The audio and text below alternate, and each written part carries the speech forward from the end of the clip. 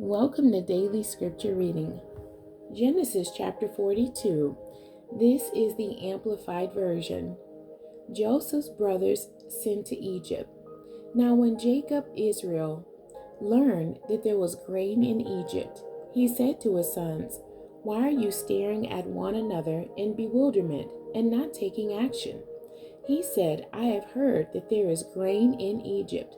Go down there and buy some grain for us, so that we may live and not die of starvation."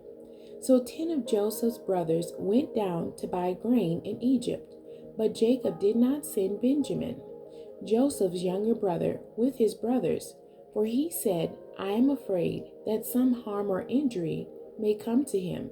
So the sons of Israel came to Egypt to buy grain along with the others who were coming, for famine was in the land of Canaan also. Now Joseph was the ruler over the land, and he was the one who sold grain to all the people of the land. And Joseph's half-brothers came and bowed down before him with their faces to the ground. When Joseph saw his brothers, he recognized them, but hiding his identity, he treated them as strangers and spoke harshly to them. He said to them, "Where have you come from?" And they said, "From the land of Canaan, to buy food."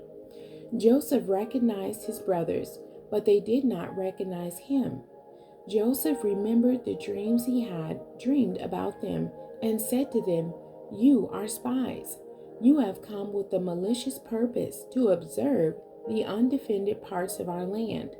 But they said to him, "No, my lord, for your servants have only come to buy food. We are all the sons of one man. We are honest men. Your servants are not spies."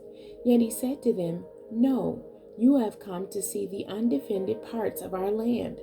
But they said, "Your servants are 12 brothers in all, the sons of one man in the land of Canaan. Please listen.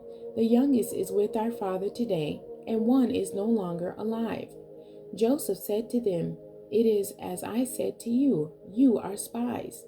In this way you shall be tested by the life of Pharaoh. You shall not leave this place unless your youngest brother comes here. Send one of you back home and let him bring your brother here, while the rest of you remain confined, so that your words may be tested to see whether there is any truth in you and your story. Or else, by the life of Pharaoh, certainly you are spies." Then Joseph put them all in prison for 3 days. Now Joseph said to them on the third day, "Do this, and you may live, for I fear God. If you are honest men, let one of your brothers be confined in your place here in prison. But as for the rest of you, go carry grain for the famine in your households. But bring your youngest brother to me, so your words will be verified, and you will not die." And they did so. And they said to one another, "Truly we are guilty regarding our brother Joseph, because we saw the distress and anguish of his soul when he pleaded with us to let him go. Yet we would not listen to his cry. So this distress and anguish has come on us." Reuben answered them, "Did I not tell you, do not sin against the boy, and you will not listen? Now the accounting for his blood is required of us, for we are guilty of his death." They did not know that Joseph understood their conversation, because he spoke to them through an interpreter. He turned away from his brothers and left the room and wept. Then he returned and talked with them and took Simeon from them and bound him in front of them to be kept as a hostage in Egypt. Then Joseph gave orders privately that their bags be filled with grain, and that every man's money used to pay for the grain be put back in his sack, and that the provisions be given to them for the journey. And so this was done for them. They loaded their donkeys with grain and left from there. And at the lodging place, as one of them opened his sack to feed his donkey, he saw his money in the opening of his sack. And he said to his brothers, "My money has been returned. Here it is in my sack." And their hearts sank, and they were afraid and turned trembling to one another, saying, "What is this that God has done to us?" They returned to Canaan. When they came to Jacob their father in the land of Canaan, they told him everything that had happened to them, saying, "The man who was the Lord of the land spoke harshly to us and took us for spies of the land.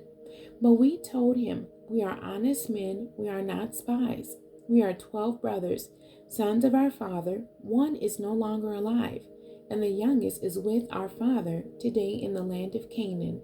And the man, the Lord of the country, said to us, 'By this test I will know that you are honest men.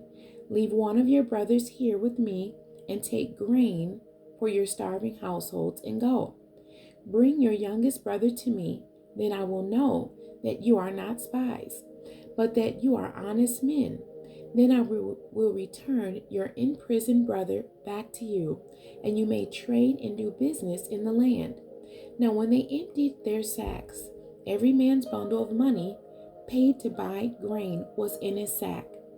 When they and their father saw the bundles of money, they were afraid. Jacob their father said to them, 'You have bereaved me by causing the loss of my children. Joseph is no more, and Simeon is no more, and you will take Benjamin from me? All these things are working against me.' Then Reuben spoke to his father, 'You may put my 2 sons to death if I do not bring Benjamin back to you. Put him in my care, and I will return him to you.' But Jacob said, 'My son shall not go down to Egypt with you, for his brother is dead, and he alone is left of Rachel's children. If any harm or accident should happen to him on the journey you are taking, then you will bring my gray hair down to Sheol, the place of the dead, in sorrow.'" The end. God bless you, and thank you for joining me today.